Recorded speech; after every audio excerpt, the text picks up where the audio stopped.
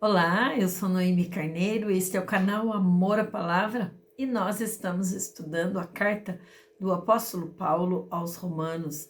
Nós estamos estudando o capítulo 6 e hoje vamos ler a partir do verso de número 13. Mas vamos lembrar que Paulo estava nos ensinando que a graça de Deus nunca foi e nunca será motivo para pecarmos. Depois de conhecer a Cristo na nossa vida, a vida de pecado tem que ficar para trás. Andar com Jesus todos os dias, num relacionamento salvífico, mortos para o pecado e vivos para Deus. E Paulo nos ensina que o maior problema que enfrentamos é permitir que conscientemente o pecado habite em nós. Mas nós devemos lembrar, e Paulo nos ensina que em Jesus há purificação dos nossos pecados. E nós precisamos conhecer a justificação, e aquele que vai a Jesus vai em busca do perdão e é perdoado por ele. E o verso 13 então diz: não ofereçam os membros dos seus corpos ao pecado como instrumentos de injustiça. Antes, ofereçam-se a Deus como quem voltou da morte para a vida, e ofereçam os membros dos seus corpos a Ele como instrumentos de justiça. Bem, o versículo que nós lemos da última vez, ele enfatizou o corpo, e agora o versículo, a partir do verso 13, nós vamos ver que Paulo está falando das partes do corpo, né? Como, por exemplo, suas mãos, sua boca, seus pés, eles devem ser apresentados a Deus como instrumentos a serviço de Deus, não como instrumentos do pecado. Devem apresentar a Deus cada parte dos seus corpos como instrumentos de justiça, ou seja, os seus membros existem para fazer bem às outras pessoas e não mal. A sua língua, apenas um exemplo, tem que glorificar o nome de Deus e abençoar as pessoas, não o contrário. Verso 14 diz: pois o pecado não os dominará, porque vocês não estão debaixo da lei, mas debaixo da graça. Já vimos isso. Quem vive coberto pela graça de Deus é livre para cumprir a lei e não ser condenado por essa lei. A graça de Deus é a graça de Deus que faz com que o Espírito Santo habite dentro de nós e assim torna possível a nossa vida com Deus, o nosso novo nascimento. O cristão não deve pecar deliberadamente, viver em pecado. Ele pode resistir com a ajuda do Espírito Santo às tentações e ele pode sim fazer aquilo que é certo.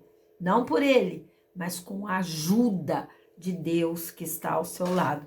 Isso é estar debaixo da graça, isso é estar coberto pelo perdão de Deus. Isso é maravilhoso. O verso 15 diz: e então, vamos pecar porque não estamos debaixo da lei, mas debaixo da graça? De novo, né? Ele diz: e aí, isso é motivo para a gente pecar agora, porque a gente recebe tantas bênçãos? Ele diz: de maneira nenhuma. Novamente aqui, nesse texto, o assunto era se os cristãos devem pecar para que a graça se torne maior, né? Mas aqui nesse versículo o assunto é: os cristãos devem pecar porque eles não estão mais debaixo do sistema da lei de Moisés? É assim? O apóstolo Paulo mesmo responde a essa pergunta: de maneira nenhuma. Não existe nenhum motivo para pecar para aqueles que estão vivendo com Cristo, para aqueles que, como nós vimos, morreram e ressuscitaram para Ele. Então, de forma alguma, não existe justificativa para viver no pecado, uma vez que nós conhecemos a graça bendita, a justificação dada pelo nosso Deus através do sangue de Jesus. O verso 16 vai nos ensinar: não sabem que quando vocês se oferecem a alguém para lhes obedecer como escravos, tornam-se escravos daquele a quem obedece? Escravos do pecado que leva à morte ou da obediência que leva à justiça? Nós vamos rastrear agora aqui o pensamento de Paulo, que é um pensamento difícil da gente entender. Vamos pensar assim, que tudo no mundo ou serve a algo ou a alguém. Você serve a uma pessoa ou a algum objeto, você serve a uma atividade. Sempre tem por trás algo algo ou uma pessoa a quem você serve. Ou seja, você se torna um empregado, vamos dizer, nessa linguagem do apóstolo Paulo, era a linguagem naquele tempo que tinha escravidão e os donos, né, os senhores, tinham os seus servos. Então, Paulo está explicando aqui que o cristão, ele precisa estar a serviço de Deus, ser servo de Deus. O verso 17 diz: mas a graça de Deus... mas, graças a Deus, porque, embora vocês tenham sido escravos do pecado, passaram a obedecer de coração a forma de ensino que lhes foi transmitida. Vamos dizer assim, que Paulo vai falar da experiência que nós tivemos no início da nossa vida, quando nós entregamos a nossa vida ao Senhor Jesus, no princípio da nossa fé, quando começamos a compreender as coisas, aquela experiência que nós tivemos no início da nossa jornada cristã. Então, Paulo está dizendo assim: vocês encontraram Jesus e obedeceram de coração. Ele estava falando aos cristãos romanos, lembra da igreja lá? Que obedeceram voluntariamente, eles ouviram a respeito de Jesus e eles creram, entregaram as suas vidas, né? Não havia nenhuma lei que fosse imposta para eles, não, voluntariamente eles aceitaram o Senhor Jesus. Forma aqui no texto, né? Passaram a obedecer de coração a forma de ensino, quer dizer, o padrão de ensino da palavra, a mensagem do evangelho, ela é o padrão que você e eu devemos seguir, e essa mensagem é o quê? É a mensagem a respeito de Cristo, que morreu pelos nossos pecados e que ressuscitou dentre os mortos, e essa é a mensagem, né?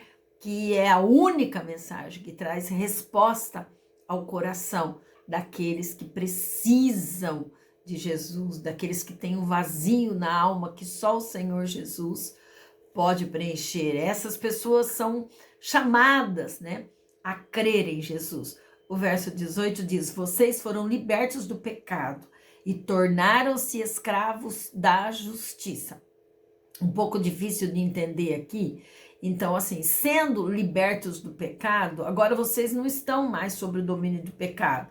Você antes era escravo, lembra? Agora não. Agora vocês foram postos em liberdade por Cristo Jesus e, portanto, vocês agora não têm mais que obedecer à lei do pecado que determinava aquilo que você deveria fazer e que não era o bem, era o mal. Agora vocês, ele disse assim, vocês antes eram escravos do pecado, agora não, agora vocês são servos, escravos da justiça, ou seja, você está sob o domínio da justiça. Vocês não se renderam a essa justiça? Essa justiça é a justiça de Cristo. Então, vocês agora têm que ter uma preferência, não a vida anterior, mas uma vida de santidade, buscando a presença de Deus, fazer aquilo que é correto, andar nos caminhos, né? Ele diz do Senhor, o verso 19 diz: falo isso em termos humanos por causa das suas limitações humanas, assim como vocês oferecem os membros dos seus corpos em escravidão à impureza e à maldade que leva à maldade, ofereçam agora em escravidão a justiça que leva à santidade. Entenderam? Olha, uma vez libertos do pecado, nós nos tornamos escravos, sujeitos à justiça. O cristão deve servir agora a justiça de Cristo, da mesma forma que antes ele servia o pecado, antes de crerem em Cristo, né? O resultado disso só pode ser a santificação. O texto está dizendo assim, ó, seus membros devem ser dedicados a Deus, sua vida, tudo que você faz, você precisa lembrar que está fazendo para o Senhor, dedicar-se a Ele. E o 22 diz, quando vocês eram escravos do pecado, estavam livres da justiça. Antes, desprovidos da justiça, longe da graça de Deus. Agora, servindo ao Senhor em santidade.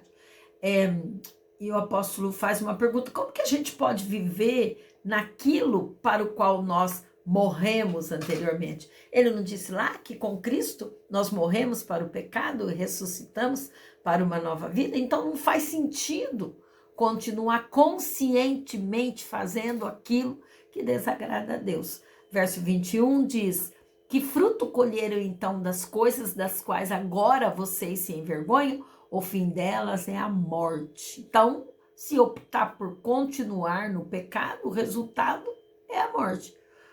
Aquele que vive na prática do pecado, vive esperando a morte eterna, né? Vive nesse mundo de pecado. E o resultado, né, é a morte física e, em seguida, a morte eterna, longe, separado de Deus. E o verso 22, mas agora vocês foram libertos do pecado, se tornaram escravos de Deus. O fruto que colhem leva à santidade e o seu fim é a vida eterna. E o verso 23, que é um dos versos mais lindos que a gente precisa decorar, o salário do pecado é a morte, mas o dom gratuito de Deus é a vida eterna em Cristo Jesus, nosso Senhor.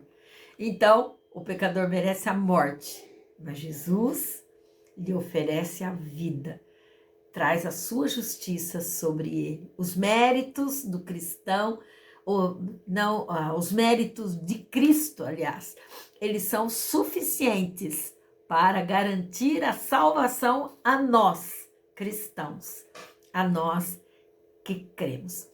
E vale a gente pensar assim, que aqueles que foram para o inferno, eles merecem estar lá, porque estão desprovidos de tudo isso, dessa justificação. Mas aqueles que vão para o céu e que estão no céu, eles não mereciam estar lá. E um dia, quando formos para lá, não são pelos nossos méritos, mas são pelos méritos de Cristo Jesus. Você vai para o céu e você vai desfrutar da vida eterna ao lado do nosso Jesus amado, porque Ele se ofereceu em sacrifício por mim e por você, porque Ele perdoou os nossos pecados, porque Ele nos justificou e porque Ele trouxe a redenção para as nossas vidas e porque Ele, tão somente Ele, tem um amor tão grande, capaz de nos purificar. Medite nisso. Deus te abençoe.